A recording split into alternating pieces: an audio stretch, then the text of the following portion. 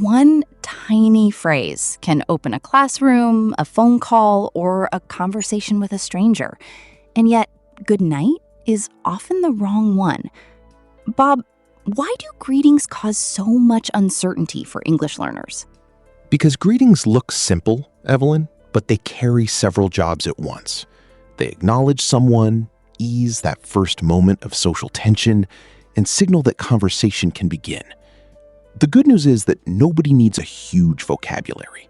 A few dependable choices, said warmly, can handle most everyday situations. So, if someone freezes and wants one phrase that is safe almost everywhere, what should they reach for? Hello is the sturdy all-purpose choice. You can say, hello, Maria, meet someone face-to-face, answer the phone, begin an email, or gently get someone's attention. Its stress usually falls at the end. Hello. Keeping that final sound clear helps it feel natural. But confidence matters more than chasing perfect pronunciation. I like that. One reliable tool before a whole toolbox. Where do hi and hey fit? They can sound almost interchangeable to a beginner. They overlap, but their feeling is a little different. Hi is common, relaxed, and suitable with friends, classmates, coworkers, and often new people. Hey is more casual, especially in American English, and can sound warm between friends. Hey, Alex. In a formal introduction, though, hello, Professor Smith, gives a safer impression. So the words matter, but the relationship and setting matter too? Is there a useful middle ground for people who worry about sounding either stiff or overly casual? Absolutely. Start with hello when you are unsure. Then let the other person's style guide you. If they say hi, you can comfortably say hi next time. Workplace culture matters too.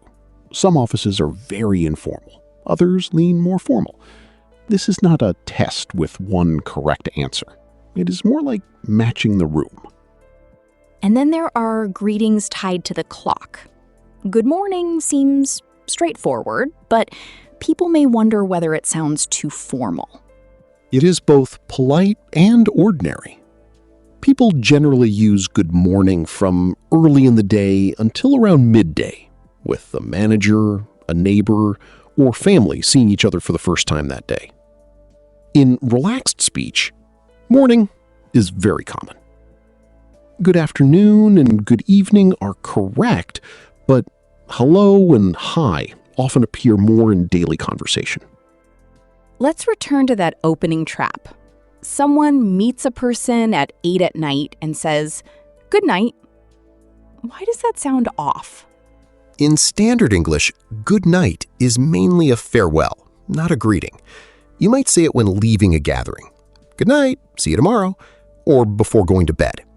When you arrive in the evening, choose hello, hi, or good evening.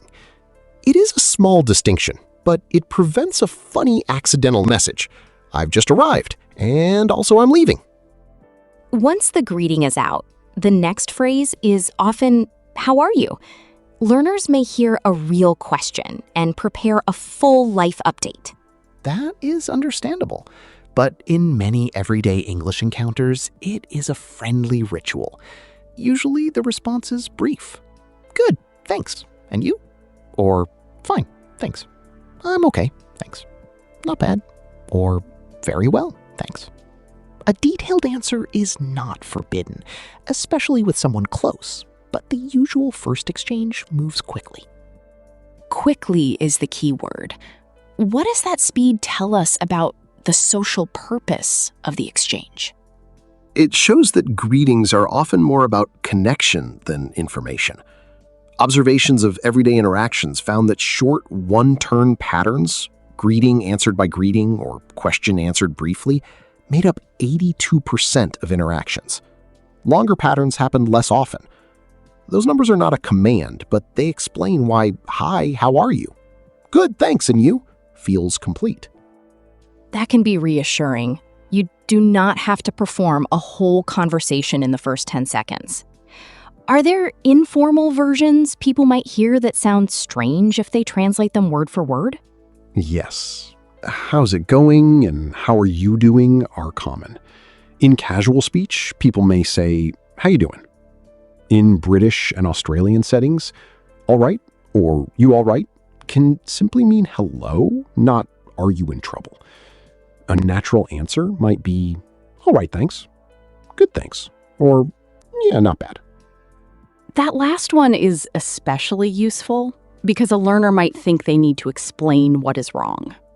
What helps make even a short answer feel friendly rather than abrupt? Tone and body language do a great deal of work. A natural smile, brief eye contact, or a nod can support the words.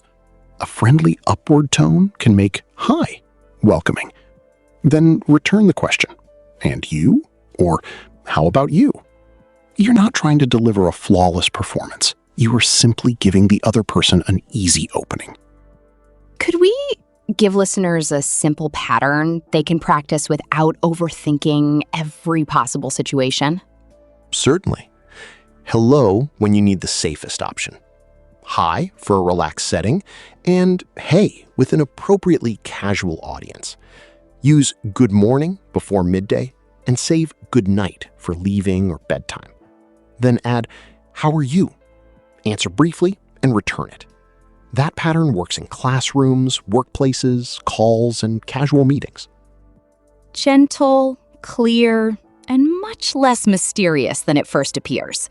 A hello, a short answer, and one question back can carry you a long way. Thanks for listening, and until next time, take good care.